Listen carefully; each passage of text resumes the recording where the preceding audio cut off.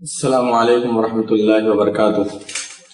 الحمد للہ رب العالمین والصلاة والسلام علی اشرف الانبیاء والمرسلین نبینا محمد وعلی آلہ وصحبہ اجمعین، اما بعد۔ حضرات و خواتین، ہم آپ کے سامنے جرائم اور اس کی اسلامی سزاؤں کا ذکر کر رہے ہیں، جرم کا ذکر کر رہے ہیں، اور اس کے ساتھ ساتھ یہ بھی بیان کر رہے ہیں کہ اس کی اسلامی سزائیں کیا کیا ہیں۔ تو پہلے آپ یہ جان لیجئے، یعنی کل میں نے آپ کو مقدمے کے طور پہ بہت ساری باتیں بیان کی، آج یہ بات سمجھ لیجئے کہ سزائیں کئی طریقے کی ہوتی ہیں، سزائیں کئی طریقے کی ہوتی ہیں۔ ایک تو ایسی سزا ہوتی ہے جس میں اللہ تبارک و تعالیٰ نے سزا مقرر کر دی ہے اور بندے کو اختیار دے دیا ہے کہ بندہ جو چاہے وہ ان سزا میں سے اختیار کر سکتا ہے، اور اس میں کسی کو کوئی حق نہیں رہتا، یعنی کوئی اس سزا کو ختم بھی نہیں کر سکتا، معاف بھی نہیں کرا سکتا، وہ صرف اللہ اور اس کے بندے تک کا معاملہ ہے، کوئی کبھی اس کے اندر دخل نہیں ہے ذرہ برابر بھی۔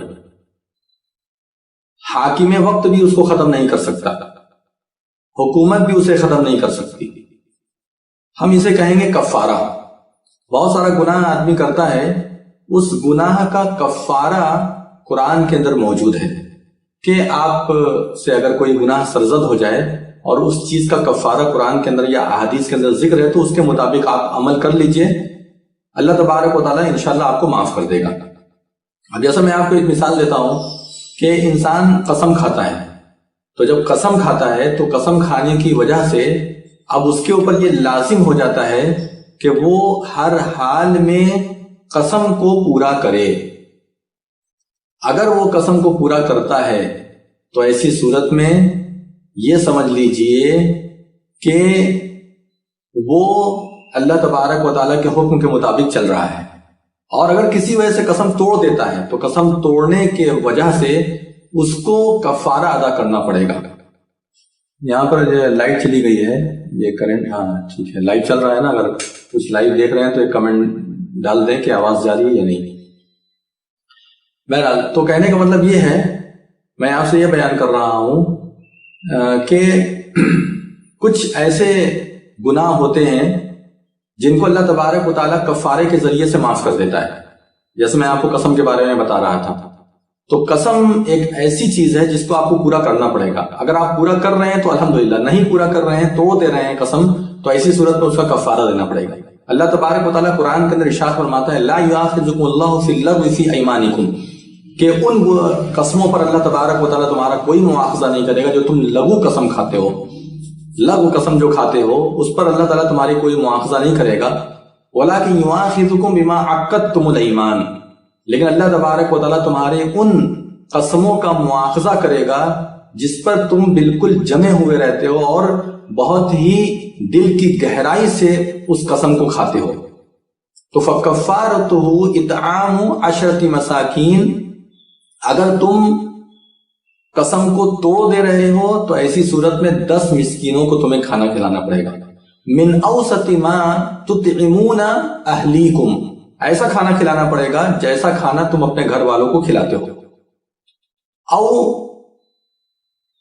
یعنی وَكَفَّارَتُهُ إِطْعَامُ 10 مساکین من اوسط ما تطعمون من اہلیکم او کسوتہم، یا تو ان کو جو ہے کپڑا پہنا پڑے گا، او تحریر رقبہ، یا پھر یہ کہ ایک غلام آزاد کرنا پڑے گا۔ اور اگر کسی کے پاس یہ کچھ بھی نہیں ہے تو اس کو چاہیے کہ 3 دن کا روزہ رکھ لے، کیسے بھی وہ روزہ پورا کر لے، ضروری نہیں ہے کہ پے در پہ روزہ رکھے، ایک رکھے اس کے بعد دوسرا رکھے اس کے بعد تیسرا رکھے، لگاتار 3 دن تک ضروری نہیں ہے، کیسے بھی اس کو 3 روزے پورے کرنے ہیں۔ یہ جو ہے قسم کے جو ہے کفارے ہیں۔ اب آپ دیکھیے یہ بھی سزا ہے، اگر آپ دیکھیں تو یہ سزا ہے، لیکن یہ کس کے درمیان ہے؟ صرف اللہ اس کے رسول، اللہ اور بندے کے درمیان ہے۔ یعنی کوئی آدمی قسم توڑ دے رہا ہے تو اللہ ہی جانتا ہے، بندہ جانتا ہے، بندے نے اگر کسی کو بیان کیا تو جان رہا ہے کوئی، ورنہ کوئی جانتا نہیں ہے۔ تو اس کا کیا طریقہ ہے؟ اس کا طریقہ یہ ہے کہ آپ کفارہ ادا کیجئے، تو جا کر کے آپ کا جو ہے یہ گناہ معاف ہو جائے گا۔ اسی طریقے سے روزے کا کفارہ آپ جانتے ہیں، روزے کا کفارہ بھی ہے. تو یہ جو چیزیں ہیں یہ سزا کے طور پر ہے، تاکہ بندہ جو ہے اگر غلط راستے کی طرف جا رہا ہے تو اس کو سیدھا رکھا جا سکے، صحیح راستے پر رکھا جا سکے. اس لیے اس کو بھی جو ہے سزاؤں میں شمار کیا گیا ہے. دوسرا کیا ہے؟ دوسری چیزیں ہیں حدود. یعنی اللہ رب العالمین نے سزاؤں کا نام لیا، یا نبی صلی اللہ علیہ وسلم نے سزاؤں کا نام لیا اور اس کی سزا مقرر کر دی. اس کو حدود کہتے ہیں، یعنی حد. یہ سزا کی دوسری قسم ہے. کیا ہے؟ حدود. اس میں بھی کسی کا زور نہیں چلتا. حاکم وقت ہو چاہے کوئی بھی ہو، کوئی بھی اس کے اندر جو ہے سفارش تک نہیں کر سکتا، کوئی اس کو معاف تک نہیں کرا سکتا ہے. اگر کوئی آدمی یہ کام کر رہا ہے تو وہ گناہ کا کام کر رہا ہے. ایک مرتبہ ایک عورت تھی، اس نے جو ہے چوری کر لی، اس کی سزا جو ہے ہاتھ کاٹنا تھا. سزا جو ہے ہاتھ کاٹنا تھا، کیونکہ چوری اس نے جو ہے بڑی کی تھی. تو لوگوں نے کہا کہ اس معاملے میں تو اسامہ بن زید ہی ہیں جو کہ اللہ کے رسول صلی اللہ علیہ وسلم سے بات کر سکتے ہیں، باقی کوئی تو نہیں ہے. تو اسامہ بن زید رضی اللہ تعالیٰ عنہ نبی صلی اللہ علیہ وسلم کے پاس جا کر کے بات کی اس سلسلے میں. تو نبی صلی اللہ علیہ وسلم ناراض ہو گئے، غصے میں آ گئے، اور کیا کہا کہ اتشفع فی حد من حدود اللہ، کیا تم اللہ تبارک و تعالیٰ کی حدود میں سفارش کرنے آئے ہو؟ یہ جو سزا دی جا رہی ہے یہ سزا میری سزا نہیں ہے، میں نے مقرر نہیں کی، یہ اللہ تبارک و تعالیٰ نے مقرر کی. یہ شریعت ہے اور اس میں کسی کا بھی نہیں چلتا، اس میں کسی کا بھی زور نہیں چلتا، کسی کی سفارش نہیں چلتی. یہ اللہ رب العالمین کی جانب سے ہے اور اللہ تبارک و تعالیٰ نے اس کو نافذ کیا ہے. ہم اس کے مکلف ہیں، ہمیں نافذ کرنا ہے، اس میں کسی کا کچھ بھی نہیں چلتا. تو یہ ہوتی ہے حدود. اور تیسری چیز کیا ہے؟ تعزیر. یہ سزا کی تیسری قسم ہے. ایسی چیزیں جس کا ذکر جو ہے قرآن کے اندر بھی نہیں ہے، احادیث کے اندر بھی نہیں ہے، وہ چھوٹے چھوٹے جو ہے گناہ ہوتے ہیں. یا یہ کہ حکومت نے وقتی طور پر کسی چیز کو غیر شرعی سمجھ لیا ہو، یا کسی چیز کو انسانیت کے خلاف سمجھ لیا ہو، لوگوں کے خلاف سمجھ لیا ہو، اور رفاہ عامہ کے لیے کسی چیز کو اس نے جرم قرار دے دیا ہو، تو اس کو بھی کیا کہیں گے؟ اس کو بھی سزا میں شمار کریں گے. لیکن یہ ایک ایسی چیز ہے کہ اللہ رب العالمین نے اس کو مقرر نہیں کی ہے، رسول صلی اللہ علیہ وسلم نے اس کو مقرر نہیں کیا ہے. حاکم وقت حالات کو دیکھتے ہوئے جو بہتر سمجھے گا وہ اس کی سزا متعین کر دے گا. لیکن یہ سزا جو ہونی چاہیے وہ اللہ تبارک و تعالیٰ سے تقابل نہیں ہونا چاہیے، نبی صلی اللہ علیہ وسلم سے تقابل نہیں ہونا چاہیے.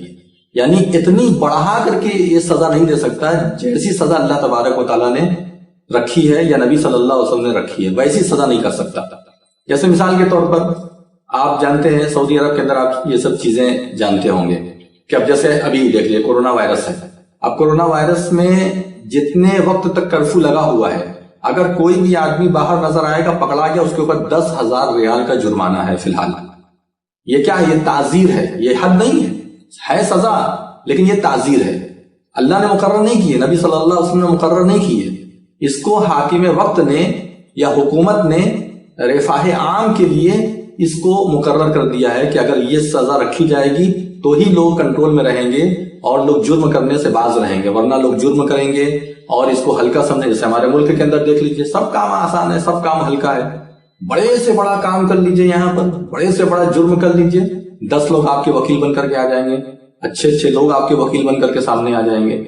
یہ سب چیزیں ہیں یہاں پر. ہم جیسے ایک شعر ہے نا کہ ہم آہ بھی کرتے ہیں تو ہو جاتے ہیں بدنام، ہم آہ بھی کرتے ہیں تو ہو جاتے ہیں بدنام، وہ قتل بھی کرتے ہیں تو چرچا نہیں ہوتا. یہ ہمارے ملک کا حال ہے. اور جہاں پر بھی لوگ انصاف پسند نہیں ہے دنیا کے اندر، وہ سارے ملک کا یہی حال ہے. جہاں انصاف نہیں ہوتا وہاں یہی ہوتا ہے کہ لوگ دیکھ کر کے، کپڑے پہچان کر کے، اور چہرہ دیکھ کر کے، پارٹیاں دیکھ کر کے، مذہب دیکھ کر کے فیصلہ کرتے ہیں. جبکہ حدود کے معاملے میں اور سزاؤں کو نافذ کرنے کے معاملے میں عدل اور انصاف یہ سب سے بڑی چیز ہے. اعدلوا هو اقرب للتقوی، عدل کرو، انصاف کرو، یہ عظیم ترین تقوی ہے. عدل انصاف یہ عظیم ترین تقوی ہے. جس ملک کے اندر عدل انصاف نافذ ہے وہاں کے لوگ خوش ہیں، سکون سے ہیں، چین سے ہیں. اور جس ملک کے اندر یا جس علاقے کے اندر انصاف نافذ نہیں ہے وہاں کتنا بھی رولو گالو بڑے سے بڑا قانون لے کر کے آ جاؤ، کوئی فرق پڑنے والا نہیں، کیونکہ انصاف یہ ہمارے معاشرے کو یا کسی بھی معاشرے کو امن سکون کی گارنٹی دیتا ہے۔ انصاف نہیں ہے تو کچھ بھی آپ کر لیجئے، امن سکون آنے والا نہیں۔ امن سکون کی چابی انصاف ہے۔ اسی لیے اللہ کے رسول اللہ تبارک و تعالیٰ نے قرآن میں 2 طرح کی آیت بیان فرمائی۔ ایک آیت میں کیا کہا سورہ مائدہ کے اندر کہ وَلَا يَجْرِمَنَّكُمْ شَنَآنُ قَوْمٍ عَلَىٰ أَلَّا تَعْدِلُوا، تمہارا کتنا بھی بڑا دشمن ہو، تمہارا کتنا بھی بڑا دشمن ہو، لیکن انصاف کے معاملے میں دشمنی آڑے نہیں آنی چاہیے۔ جو صحیح ہے وہ کام کرو، اگر وہ غلط ہے اس کو سزا دو، صحیح ہے تو اس کو اس معاملے میں بری کر دو، چاہے تمہارا دشمن ہو۔ اور جب رشتہ داری کی بات کی تو سورہ نساء کے اندر اللہ نے فرمایا کہ یا ایھا الذین آمنوا کونوا قوامین بالقسط شہداء للہ ولو علی انفسکم او الوالدین والاقربین، انصاف کا جھنڈا بلند کرو، اور چاہے وہ تمہارے خلاف ہی کیوں نہ جائے، تمہارے والدین کے خلاف کیوں نہ جائے، تمہارے اقربین یعنی تمہارے جو آس پاس جو تمہارے رشتہ دار ہیں، جو تمہارے اقاربین ہوتے ہیں، ان لوگوں کے خلاف کیوں نہ جائے، لیکن تمہیں انصاف کا جھنڈا بلند کرنا ہے۔ یہ 2 حکم اللہ تبارک و تعالیٰ نے قرآن کے اندر دیا ہے۔ تو حدود اور سزاؤں کو نافذ کرنے میں انصاف کا بہت بڑا عمل اور دخل ہے۔ تو میں نے آپ کو 2 چیز بیان کی، ایک کفارہ جو اللہ اور بندے کے درمیان ہے، یہ بھی سزا ہے لیکن اللہ بندے تک محدود ہے، اس میں کوئی دخل نہیں دے سکتا۔ حدود اس میں بھی کوئی دخل نہیں دے سکتا، لیکن نافذ حکومت کے ذریعے سے ہوگی۔ یہ نہیں کہ کسی کے من میں آیا پکڑ کر کے کسی کو سزا دے دیا۔ اب کوئی زنا کر لے، اب ہم انشاءاللہ ایک ایک کر کے بتائیں گے سزاؤں کے بارے میں، کوئی زنا کر لے تو کیا جس کے جی میں آئے گا پکڑ کر کے اس کو رجم کر دے گا، اس کو قتل کر دے گا، یا کسی نے کسی کو قتل کر دیا اور اس کی سزائے موت بن رہی ہے، اس کا قتل کرنا ثابت ہو جاتا ہے، اس کی سزائے موت بن رہی ہے، اس کی سزا، تو اسی صورت میں کیا کوئی بھی پکڑ کر کے اس کو قتل کر دے گا؟ نہیں، کوئی نہیں کر سکتا سوائے حکومت کے۔ اور اگر حکومت وقت اس کو موت کی سزا نہیں دے رہی ہے کسی وجہ سے، تب بھی کسی کو اتھارٹی نہیں ہے کہ وہ چل کر کے قانون اپنے ہاتھ میں لے لے، چاہے کتنا بھی برا ہو، چاہے اس کو انصاف ملے چاہے نہ ملے، مقتولین کے گھر والوں کو انصاف ملے چاہے نہ ملے، لیکن کسی بھی صورت میں عوام کو اپنے ہاتھ میں قانون لینے کی ذرہ برابر بھی اجازت نہیں ہے۔ یہ ساری چیزیں کون دے گا؟ حکومت دے گی۔ چوری کوئی کرے گا سزا کون دے گا؟ حکومت دے گی۔ زنا کوئی کرے گا سزا کون دے گا؟ حکومت دے گی۔ اسی طریقے سے کوئی قتل کرتا ہے سزا حکومت دے گی۔ کوئی کسی کے ساتھ مار پیٹ کرتا ہے، کسی کا گھر جلاتا ہے، ڈکیتی کرتا ہے، چھینیتی کرتا ہے، سزا کون دے گا؟ حکومت دے گی، عوام نہیں دے گی۔ آپ اپنے ہاتھ میں جو ہے قانون لے کر کے اور بہت بڑے مجاہد مت بن جائیے، کیونکہ یہ جہاد نہیں ہے بلکہ یہ جو ہے اسلام کی خلاف ورزی ہے۔ تو آپ اتنی باتوں سے سمجھ گئے ہوں گے کہ ہم نے جو ہے آپ کے سامنے کیا بات رکھی، ایک کفارہ، دوسرا حدود، اور تیسری تعزیر۔ یہ 3 قسم کی سزائیں اسلام کے اندر رکھی گئی ہیں۔ اب حدود میں سفارش کے بارے میں نے آپ کو بتا دیا کہ حدود میں سفارش کرنا حرام ہے۔ کل سے انشاءاللہ اب میں ایک ایک کر کے شروعات کروں گا، کیونکہ یہ جو ہے اب انٹروڈکشن کے طور پر آپ کے سامنے باتیں رکھ دی گئیں کہ حدود کیا ہوتی ہے، تعزیر کیا ہوتی ہے، اسی طرح سے سزاؤں کا کیا سلسلہ ہے۔ انشاءاللہ العزیز کل سے ہم آپ کو ایک ایک کر کے گناہوں کے بارے میں بتائیں گے اور اس کی سزاؤں کے بارے میں بتائیں گے۔ انشاءاللہ کل کا جو موضوع رہے گا وہ زنا کے تعلق سے رہے گا۔ زنا میں بھی بہت ساری تفصیلات ہیں، انشاءاللہ اس کا ذکر ہم کل کریں گے۔ ایک ایک تفصیل کو جاننا ضروری ہے۔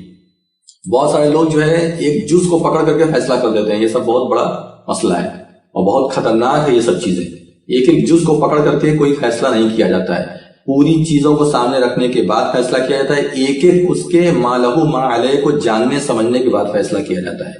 اللہ تبارک و تعالیٰ سے دعا ہے کہ اللہ رب العالمین ہم تمام لوگوں کو جرم سے بچائے، گناہوں سے بچائے، ہر قسم کے عیب سے اللہ تعالیٰ ہم لوگوں کو محفوظ کر دے۔ اللہ تبارک و تعالیٰ ہر قسم کے گناہوں سے ہم تمام لوگوں کو محفوظ کر دے، آمین یا رب العالمین۔ اللہ تبارک و تعالیٰ بہت گنہگار ہیں ہم لوگ، بہت خطا کار ہیں، اور تیری بہت زیادہ نافرمانی کی ہے ہم لوگوں نے، اس قدر نافرمانی کی ہے کہ ہمارا منہ بھی اس لائق نہیں کہ تیرے سے ہم معافی مانگے۔ اللہ تبارک و تعالیٰ ہمیں پوری دنیا کے مسلمانوں کو معاف فرما دے۔ اللہ تبارک و تعالیٰ ہم تمام لوگوں کو ہر قسم کی بری عادتوں سے محفوظ کر دے، اچھی عادتوں سے ہم تمام لوگوں کو مزین کر دے۔ اللہ رب العالمین تو رمضان کے مہینے میں اپنی رحمت برکت نازل فرما۔ ہم تمام لوگ مساجد سے دور ہیں، تیری عبادات سے دور ہیں، ہو کر کے بھی ہم مساجد میں کچھ بھی نہیں کر پا رہے ہیں، ہم اجتماعی طور پر کوئی عبادت نہیں کر پا رہے ہیں. اللہ رب العالمین ہمارے کلیجے پر کیا لوٹ رہا ہے، ہم کیسے رمضان گزار رہے ہیں ہم جانتے ہیں، اور تو بھی جانتا ہے، بخوبی جانتا ہے. اللہ تبارک و تعالی ہمارے حالات کو بہتر کر دے. اگر ہم لوگوں سے کوئی غلطی ہوئی ہے، بلا شک و شبہ ہم سے غلطی ہوئی ہے، تو اللہ تبارک و تعالی تیرے بارگاہ میں ہم رو رہے ہیں، گڑ گڑا رہے ہیں، تجھ سے معافی مانگ رہے ہیں. ہم تمام لوگوں کو معاف فرما دے. لا الہ الا انت سبحانک انا کنا من الظالمین. انی کنت من الظالمین نہیں بلکہ انا کنا من الظالمین. ہم سب ظالم ہیں. پورے مسلمان اس وقت ظلم و ستم کر رہے ہیں اپنے نفس کے اوپر، اپنے بھائیوں کے اوپر اور اپنے دین کے اوپر. اللہ تبارک و تعالیٰ تو ہم لوگوں کو معاف فرما دے. یہ ایسی دعا ہے جس دعا کے ذریعے سے انبیاء اکرام نے نجات پائی ہے. اللہ تبارک و تعالیٰ تو ہم لوگوں کو نجات دے دے. لا الہ الا انت سبحانک انی کنت من الظالمین. ربنا ظلمنا انفسنا وان لم تغفر لنا وترحمنا لنکونن من الخاسرین. اللہ تو معاف نہیں کرے گا، ہمارے اوپر رحم نہیں کرے گا، ضرور و ضرور ہم گھاٹے میں چلے جائیں گے. لہذا تو ہمارے ہم کو معاف بھی کر اور ہمارے اوپر رحم بھی فرما اور ہمیں ہر قسم کے گناہوں سے دھو دے، پاک صاف کر دے. آمین یا رب العالمین. اللہ تبارک و تعالیٰ تو اس ماہ مبارک میں ہم تمام لوگوں کو بڑھ چڑھ کر عبادات کرنے کی توفیق عطا فرما. بڑھ چڑھ کر ہم تمام لوگوں کو جو بھی میسر ہو، جو بھی ہماری طاقت کے اندر ہو، ان طاقت کے مطابق عمل کرنے کی توفیق عطا فرما.